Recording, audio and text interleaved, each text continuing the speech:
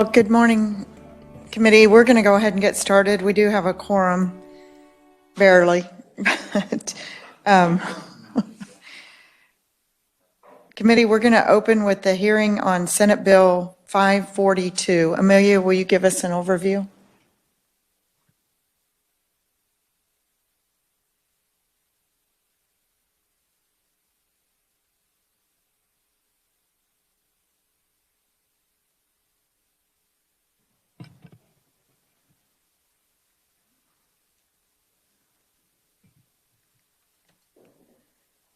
Madam Chair, members of the committee, Senate Bill number 542 relates to property taxation and establishes a revenue-neutral rate complaint process, authorizes the county clerk to limit the amount of ad valorem taxes to be levied in certain circumstances, requires roll call votes and publication of information, and establishes a deadline for budgets to be filed with the Director of Accounts and Reports.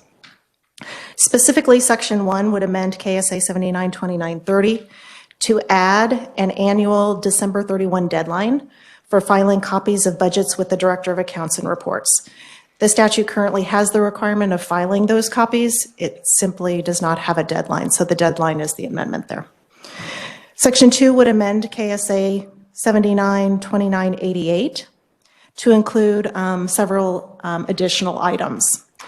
The first is to include on the taxpayer notice, the mailer, the percentage by which the proposed tax rate exceeds the revenue neutral rate. It would also require a roll call vote to approve exceeding the revenue neutral rate. It would also provide that a copy of the resolution or ordinance that approves exceeding the revenue neutral rate and a certified copy of the roll call vote be provided to the county clerk and the Director of Accounts and Reports with the budget forms when those are filed, and to be published on the website of the Department of Administration. It would also amend the statute to establish a revenue neutral rate complaint process with the State Board of Tax Appeals. If a taxpayer believes that a governing body of a taxing subdivision did not comply with the provisions of this statute of a hearing and notice, they could appeal or file a complaint with the Board of Tax Appeals. The bill would also amend the statute to instruct the county clerk to reduce a taxing subdivision's ad valorem tax to be levied, reduce the taxing subdivision's levy, or the tax to be levied, to the amount resulting from their revenue neutral rate if the governing body did not comply with the provisions of the statute and certified an amount to the clerk that exceeded an amount that would be generated from the revenue neutral rate.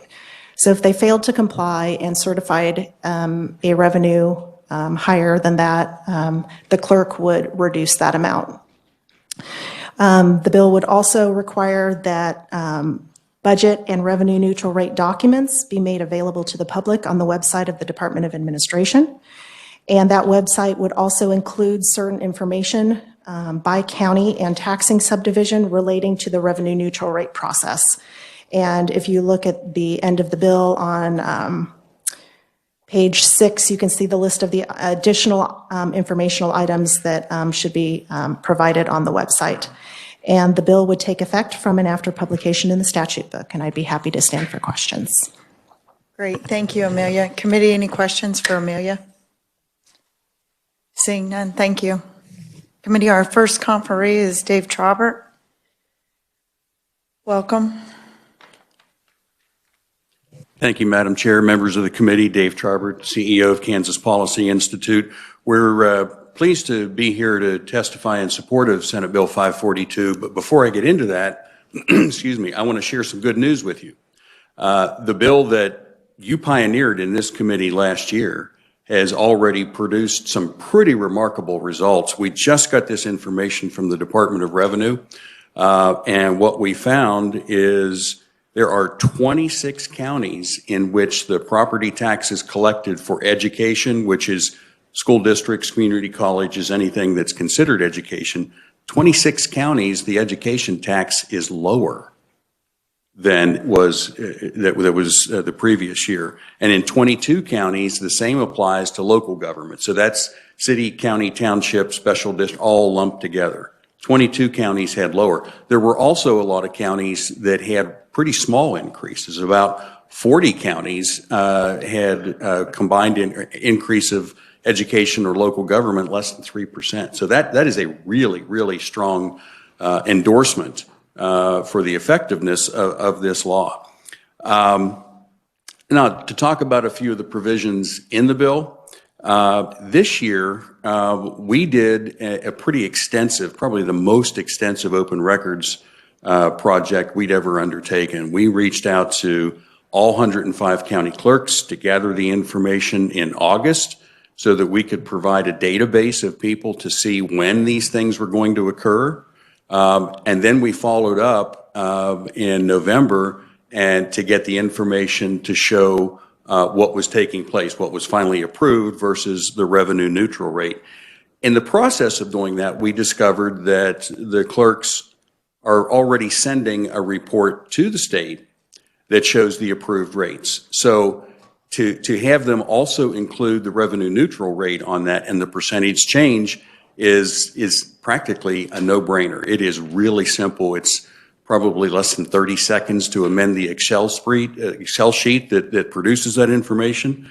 And it would, I think it would also be a benefit to clerks because they'd probably rather do that than have to deal with all of our open records requests that would continue otherwise. So also requiring the publication of the votes of how every school board member or city council member and so forth voted would be a tremendous help because this would also make this available in one place. Having done a lot of work on websites for local government entities, it can be a challenge to find the information even when you know what you're looking for. So having it all in one place would make that simpler for taxpayers, and it would eliminate any doubt. Because even after this, we have found some local officials not exactly being honest about the tax increase they voted for, and so this would put it unquestionably on the record. And finally, the burden of proof on local government for this complaint process, I think, is a really important element because we shouldn't have to do this, but unfortunately, we have found multiple cases where cities or school districts have not followed state law. And in some cases, somewhat defiantly, in the case of some school districts on a different issue. So with that, we endorse this, and we encourage you to pass it, and I'll be happy to stand for questions. Thank you, Dave. Committee, any questions? Committee, thank you, Dave. I would reiterate that part of the results of the bill is the website that you put together, the ks.gov.org. If anybody has not had an opportunity to go out and look at that, you should. You just click on counties and then the report, the 2021 report. I'll tell you, one of the schools in my district, 49% increase in property tax. And we would not have known that if we wouldn't have had Senate Bill 13 or if we wouldn't have had the website that was put together by Dave and others. So I appreciate it very much. Thank you. Committee, no other questions. I would, next conferee is Eric Stafford. Eric has a conflict of schedule, so I would refer to his written testimony. Our next conferee is, are there any other proponents for the bill? Seeing none, our next conferee, Whitney Damron. Welcome, Whitney. I think it's your first time this year. Hate to show up with such a negative opinion, but I'll try to modify that. Madam Chair, members of the committee, Whitney Dameron on behalf of the city of Topeka. You have our comments in front of you. The concern we have with the way the bill's drafted, it may be substantive, it may just be clarifying, but we have offered an amendment that someone who is filing a complaint should have to be a property owner within the jurisdiction where they're filing. We think this information, as far as who's voting how, is available on, for example, City of Topeka's website, but we don't necessarily quibble with the publication rights and so forth. So we would ask for that clarifying language when you work the bill, if that would be possible or amenable. And it just says the complaining party must be a taxpayer of the taxing subdivision that is subject to the complaint. Thank you. Senator Solentrop. Thank you, Madam Chair. Would you be comfortable with anyone that also has a power of attorney or something of that nature acting on behalf of the property owner? That would seem reasonable. Okay, thank you. Thank you. They'll probably tell me at City Hall it's not reasonable, but I'll shoot from the hip here. Thank you, Senator. There you go. Any other questions, committee? Thank you, Whitney. Thank you. Next conferee is Mike Taylor. And I definitely know this is your first time for Yeah, this year. thank you. Welcome. I'm here today on behalf of the Kansas County Commissioners Association, which represents hundreds of elected officials in all 105 counties. We are opposing the bill.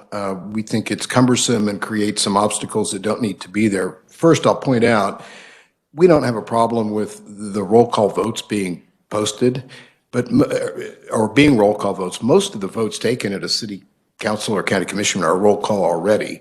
And those are readily available on the city or the county's website, but putting them on a state website would be fine as well.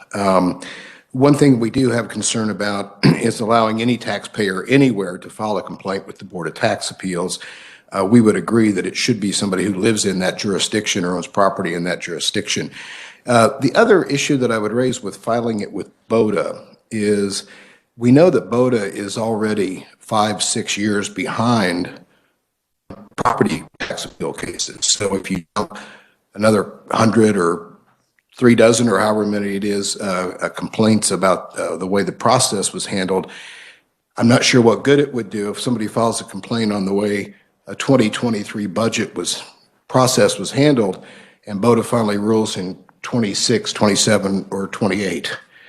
What good does that really do? I would ask for a couple of changes that we think would be helpful, and that is changing the revenue neutral tax rate to revenue neutral amount. Mill levies are confusing, and we think, if, for example, if the budget was $5 million last year and it goes up to $6 million, you say, yeah, we exceeded our amount by $1 million. I think that's a lot more understandable for people. The other thing is mill levies are confusing sometimes and complicated to calculate. Property values can change or whatever. So if we allow a curing period, give that county clerk a little bit of time to say, oops, we made a mistake and now we're going to fix it. So I think that would be reasonable as well. And again, and I have to always point this out in terms of the property taxes, the state gets 21.5 mills of every tax bill. And as values have gone up, you all get a windfall from that, but you don't vote on it and you don't report that to the taxpayers. And I think, in the name of fairness, I would just say maybe you should consider that. Thank you. Mr. Taylor, will you stand for questions? Senator Solentrop. Same question I had for Mr. Dameron. Would you be opposed to power of attorney, guardians, trustees, or anyone else that has a legal capacity to represent the property owner? No, I think that's reasonable. Having been a trustee of some trust and an executor, I think that's reasonable. Other questions? I have a couple. Okay. So the 1.5 mil, we do have legislation, and I didn't see you come support that legislation. So would you be in support of removing the 1.5 mil? Sure. I mean, that's a decision for you all to make. And yeah, I know there's legislation that's working to do that. I know there's also legislation that would affect the 20 mills, in terms of what kind of an exemption, but. So we have the counties on record supporting the 1.5 mil removal. Right. I mean, that's really in your bailiwick. I don't know why we would oppose that. So, but I do think it would be helpful if the state would let people know, hey, through the mills that we're collecting, Actually, I've got another, if we get rid of the 1.5 mil, and then we address the 20 mil and allow it to decrease proportionally with the valuations. Representative Jennings had proposed that a couple years ago. We were going to work on that issue together. Sadly, we lost Representative Jennings.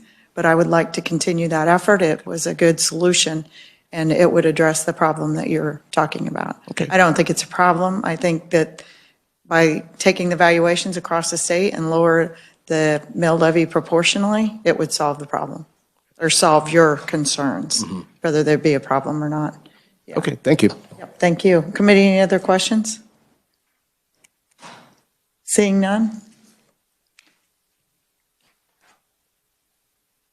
Are there any other opponents to the bill? Seeing none, Eric did walk in the room. Would you like to testify? Sure. Thank you, Madam Chair, and I'm sorry. I thought our other bill in the House Committee was up first, but it was second, so quickly was in conflict. Okay, good morning, committee. Eric Stafford, Vice President of Government Affairs with the Kansas Chamber, here in support of Senate Bill 542. That is the hearing today, right? We're on the same page, tracking. I apologize. So, yeah, we saw this bill introduced, and reading through it feels like it makes some reasonable modifications and strengthens the Truth in Taxation law passed last year. I think 3 times so far this session I've heard folks talk about significant valuation increases, legislators talking about valuation increases, and what does that mean for constituents.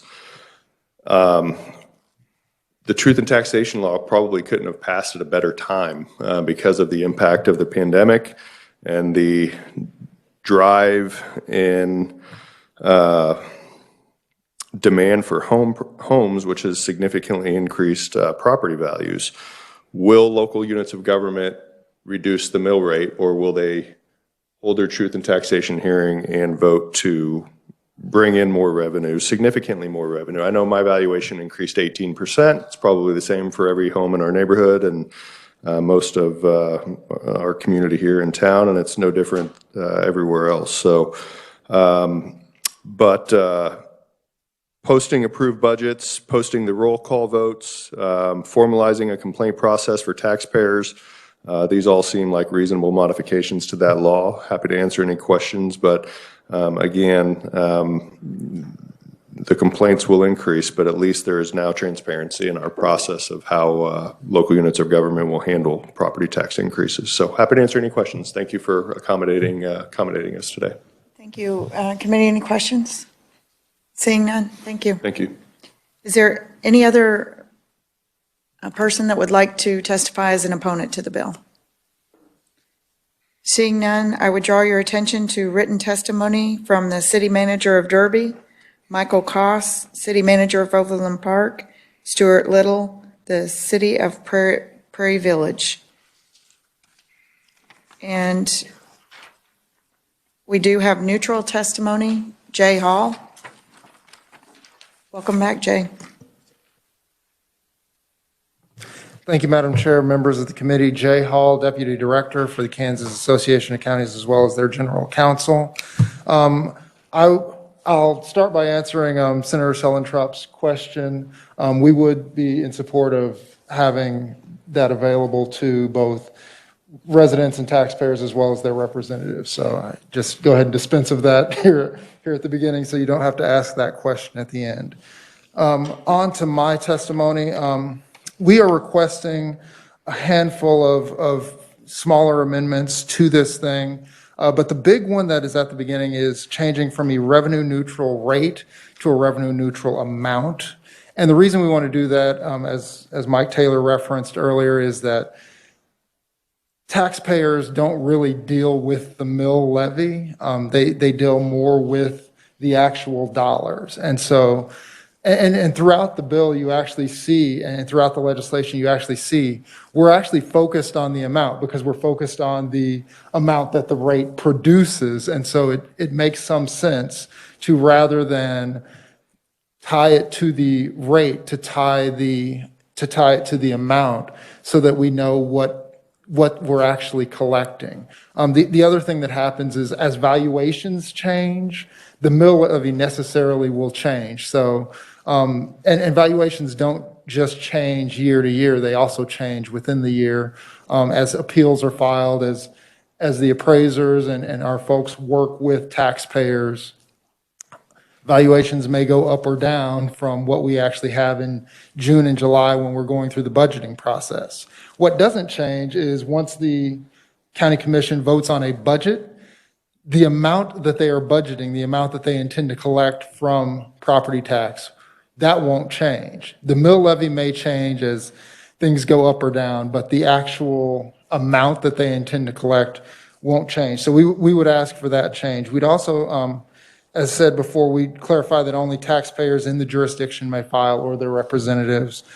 We'd also like to have some provision that allows Voda to either dismiss complaints that lack sufficient information, or if they are not going to dismiss those, to collect that information prior to having the county actually appear. And the reason we'd ask for that is just to help speed up the process. We don't want to get to the actual hearing and still be trying to collect that information from the taxpayer on what they deemed insufficient in either the notice or in any of the filings that the county did. And then finally, not necessarily a thing we're necessarily asking for, but we would ask you to consider at least moving the implementation date for some of these things. I realize that some of this requires the building out of websites if the Department of Administration is going to put that together. And so obviously we're still going to submit the information to the Department of Administration because that's already required under law. But I don't know what the timetable is for some of the other changes. So with that, I'd be happy to stand for any questions that you may have. Thank you, Jay. Committee, any questions? I have a couple for you. The revenue neutral rate, you keep saying that you need the dollar amount. The letter that is going out to all of the property tax owners contains that information. Yes, So it there's does. no need to change the revenue neutral rate value to an amount, dollar amount, because that is on all the letters and all of the individuals will see the estimated dollar increase. I think that's going to be a huge, especially this year with the valuations going up as extremely high as they have. Yeah, and the amount is on the taxpayer's information. However, the legislation requires that the local unit vote on the rate itself. And the rate can change because we're talking about a math equation here. So as the valuations move around, the rate that produces that budgeted amount will necessarily change. And so we just want to make sure that the taxpayer is getting the most clear information, and the amount is the thing that tends to change the least versus that rate, which, I mean, the mill levy could change a little bit from time to time. Well, thank you, Jay. I have more confidence in our Kansas constituency that they understand that if the mill levy goes up, then the dollar amount's going to go up, that they know that that equation's there. But I appreciate your comments. I would also ask, you mentioned Voda, and so did several other conferees. Would it be more acceptable for that to be handled through the Department of Revenue? The idea of keeping it in a central location was so that you may get one complaint, you may get 200 complaints. So that way it's consistent and you're not having 200 hearings. You're just basically Right. simplifying the. And we don't have a problem with the process. We just want to make sure that if somebody files a complaint with, whether it's Voda or the Department of Administration or Revenue or whomever it is, that prior to bringing the county into the action, they make sure that all of the information is there. Like, we don't just have we think they did the process wrong. We think that the hearing was not set out in the appropriate amount of time or something like that, so that the county actually knows what the complaint is versus, we just think they didn't do it right. That's really what we're looking for, is just some clarity before the county has to appear. Okay, and I thought that notification was in there. There are some things that are required for the person to submit, but it doesn't have anything in the bill that says if these things are not submitted, that the complaint has to be rectified prior to the county responding. That's really the portion we're looking at.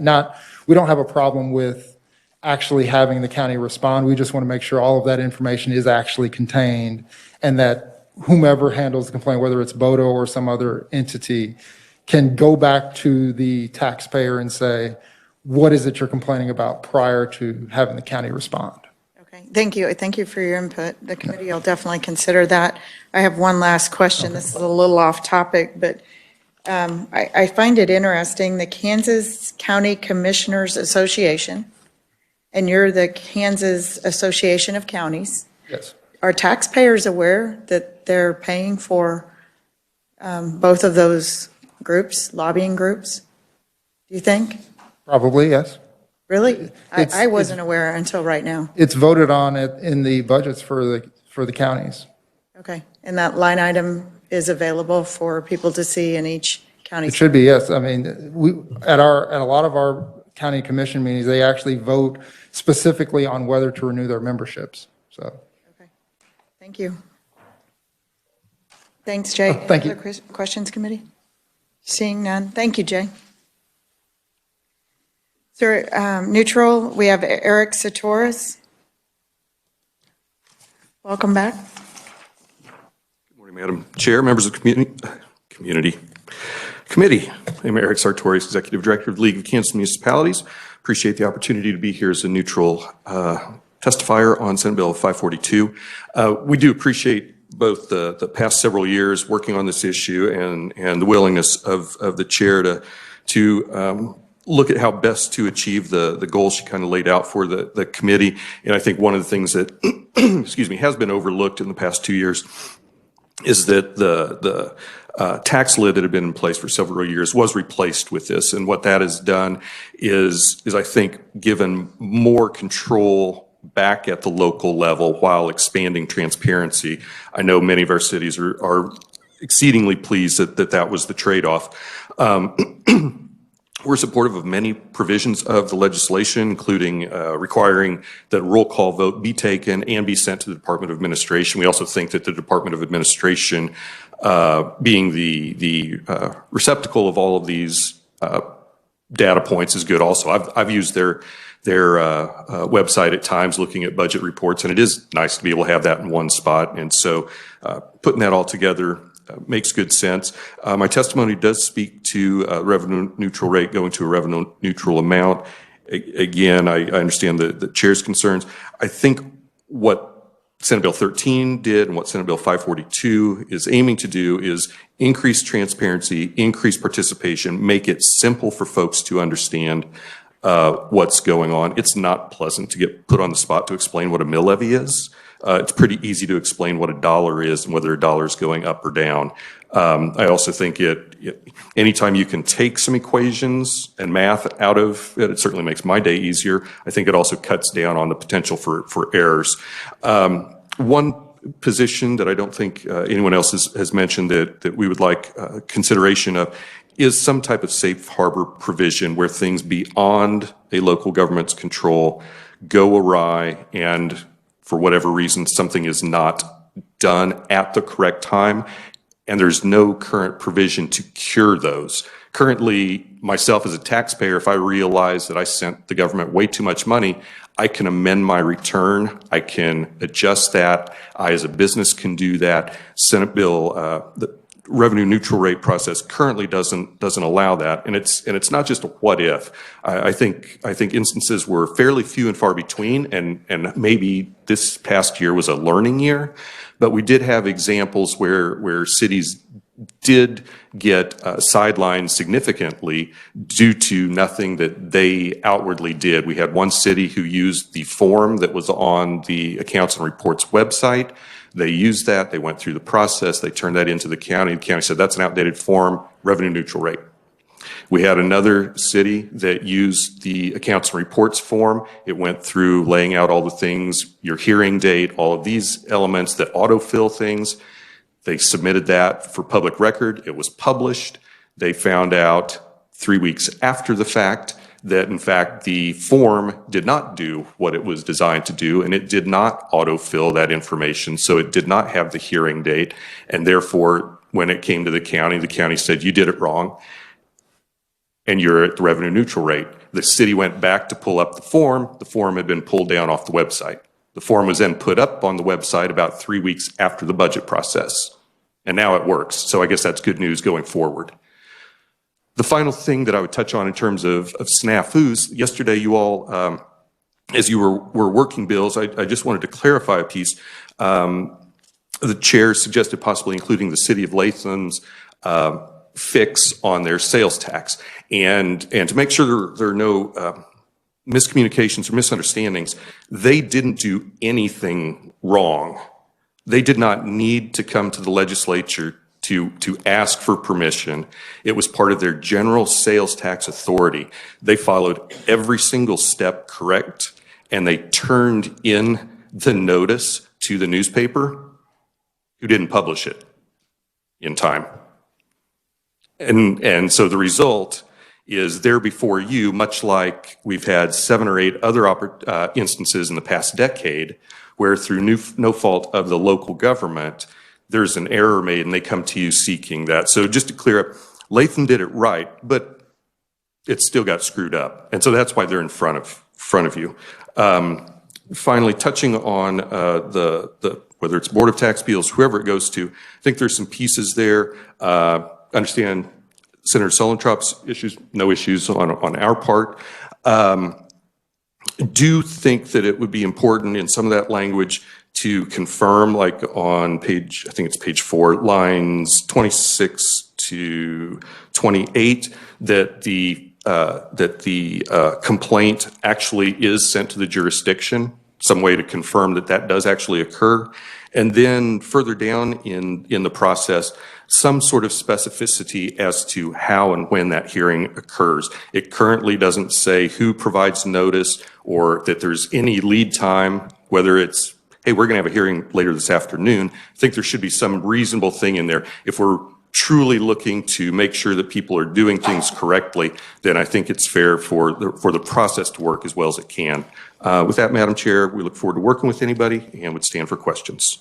Thank you, Eric. I appreciate your input and comments. Committee, any questions? Seeing none, thank you. Thank you. Committee, is there anybody else that would like to testify neutral?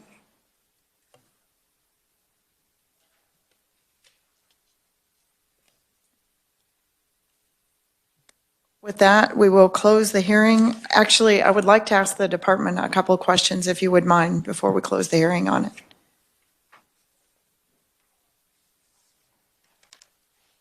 Thank you. Sure. There have been comments about Voda handling the enforcement.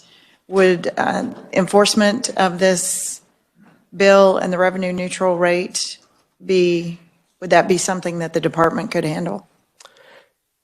You know, without knowing what type of workload it would add to, that would be hard to answer. Sitting there listening to it, I was thinking, would it be Department of Revenue or would Department of Administration be better, being they're already collecting all that information? Could we handle it? We could find a way to handle it. We just, don't know what kind of resources that would take until we see what kind of appeals. I do think, as the last speaker said, I do think some timeframes for these appeals to be settled would be helpful. As another speaker mentioned, some of the Board of Tax Appeal hearings, you get a 2017 valuation and you don't get a final result through the appeal process till 2022. It causes problems for budgets for everything. So I do think some timeframes would be helpful. Okay, thank you. Committee, any other questions? Thank you, David. Sure. Committee will close the hearing on Senate Bill 542. We have a little bit of time left. I'd like to turn your attention to Senate Bill 433.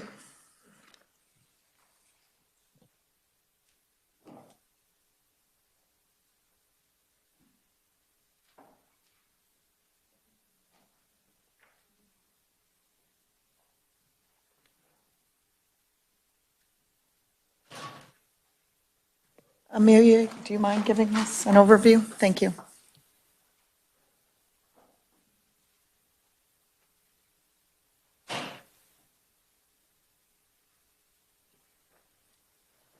Madam Chair, members of the committee, Senate Bill number 433 would establish a property tax exemption for antique utility trailers that are registered pursuant to KSA 81119 that are used exclusively for personal use, beginning with tax year 2023. Committee, what are your wishes on this bill? Are there any questions for Amelia first? Seeing none.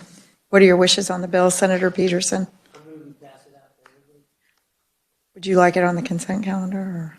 Yes. Okay. It's been moved by Senator Peterson, seconded by Senator Kirshen, to put the bill on the consent calendar. Is there any objection? Any discussion? Seeing none, all those in favor say aye. Aye. All those opposed say nay. Would you like to be recorded? Are you going to pull it off the consent calendar? If you are, let's just change the motion because there's a cost of time and efficiency involved with that. So, Senator, I don't mean to put you on the spot. Okay. Okay. Okay. Well, motion carries. We'll see if it comes off. Thank you, committee. I would turn your attention to Senate Bill 311 also.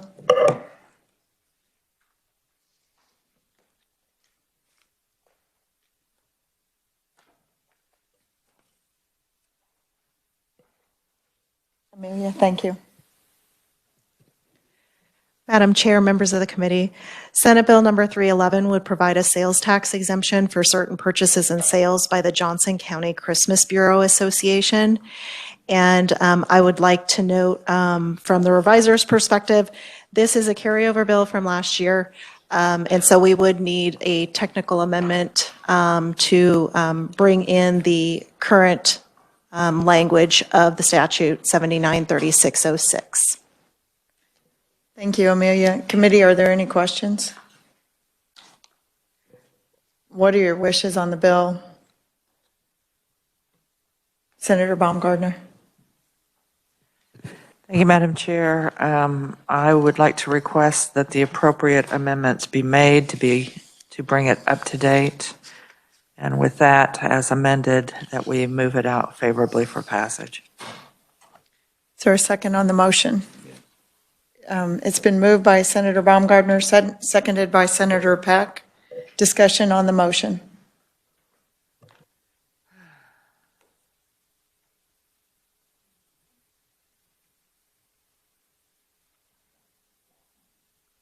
So the reviser has kindly reminded me that this is a very long bill, 37 pages. So would the maker of the motion consider a substitute bill?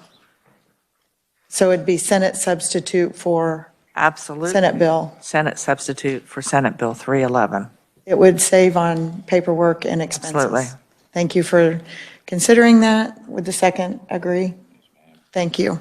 So it's been moved and seconded for Senate substitute to Senate Bill 311 be moved out favorably for passage as amended. Any other discussion? Seeing none, all those in favor say aye. Aye. All those opposed, nay. Motion carries. Committee, we have a heavy lift tomorrow, quite a few conferees, and next week's going to be extremely busy. Is there any other business to be brought before the committee? Senator Baumgardner. Thank you, Madam Chair. I know the Department of Revenue is here today. Are we going to get some feedback about the discount card for the veterans? That would be great. Thank you, Senator. Thank you, Madam Chair. Kathleen, do you mind?